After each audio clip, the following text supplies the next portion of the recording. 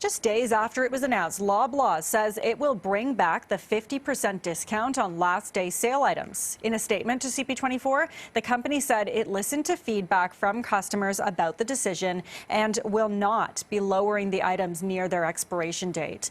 Loblaw's was previously offering discounts of up to 50% on these last day items, but on Monday it said they would be lowering that discount to between 30 and 50%.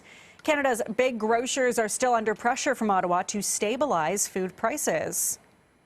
So for more on Loblaw's backtracking, we're joined live by Tony Chapman, marketing expert and host of the Chatter That Matters podcast. Tony, good to have you. Thanks for joining us today. Thanks for having me on. So let's talk about this kind of walk back from Loblaw. Were you surprised at all that this happened? I'm surprised at how many hairballs this brand's been coughing up over the last couple of years. And first of all, in all fairness to Loblaw, they are the biggest grocery store, 30% market share, $1 billion of sales every week. So they're going to be in the crosshairs. Government's angry with them, consumer groups, everybody's blaming, the price of groceries on Loblaw. That's not fair. But what is fair to blame on Loblaw is this sense of that they are the kings. They dictate the rules. We saw it with bread price fixing, saw it with the grocery code, and now this yo-yo with discounts. They have to start realizing that their job is to signal to the consumer, we'll do everything we can to make your groceries affordable. We'll do everything we can with our size and our strength to make it easier for you. And in fact, the opposite seems to be the narrative of this brand.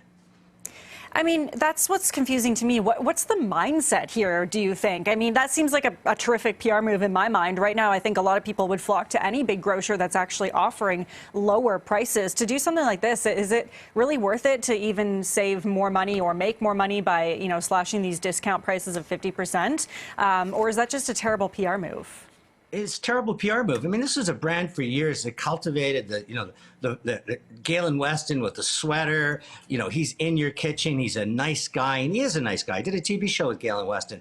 They really established themselves as a friendly part of your repertoire of brands. But over the last couple, they're almost acting like it's profit above all. It's our terms above all. We're the rulers. We're the kingpins. We have the dominant market share. We're going to dictate the terms. And doing something like this, when 40% of Canadians are living paycheck to paycheck, when they're making decisions, do I put fuel in my tank or food on my table or a roof over my head? The last thing you need to signal to the average consumer is to say, you know what, we used to give you a 50% break. Now we're going to do a 30% because that's kind of what our competitors do. I think that is completely offside for what a brand needs to be today. A brand needs today to be on the side of the consumer above all, and by doing so, earn your profits accordingly. So do you think this latest walk back as well is, the company actually listening to customers and saying, okay, you know what, we took it too far this time? Absolutely, they're listening. But again, they should never have done that move, because what it does is they look highly reactive.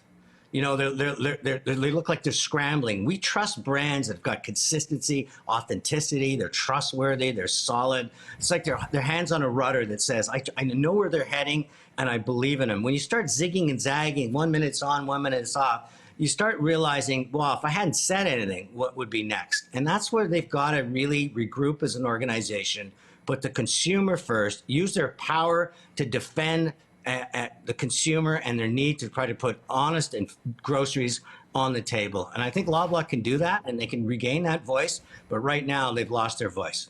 And this obviously comes at a time when the federal government has been pushing those big grocers to kind of stabilize their prices. As you mentioned, Loblaw kind of takes a lot of the heat, and Galen Weston as well. That name dragged through the mud a little bit in the last couple of years. But are there any grocers at this point that you think are actually working to stabilize their prices? I think a lot of the independent grocers, I mean, I'm a huge fan of what Longo's has been doing in Ontario, Save on Foods out west. There's a lot of grocers, and I would include Loblaw, that are trying really hard to put a great product out in front of the consumer. We're blessed with fantastic assortment in grocery stores, but it's the price point. Where the federal government, I think, went offside is blaming the grocers for inflation within the food chain. You have to blame the economy. You have to blame all the money we've been printed. You have to look at all the complexity. Just to put one person on there and put a spotlight on, to me, is lazy politics. It tries to say, hey, we screwed up in the economy, but we're going to put the lens on them. And I think that was offside as well. But from my point of view, Loblaw, this whole in and out reverse discount thing, to me, is brand 101. I have no idea who's running that organization now, but they should really have focused in on who we are, why do we matter, and where are we going as an organization, and always having the consumer as a North Star. If they did that, we wouldn't be having this conversation. Hopefully that maybe happens in the future. Tony, I appreciate your time this morning. Thanks for joining us. Thanks for having me on.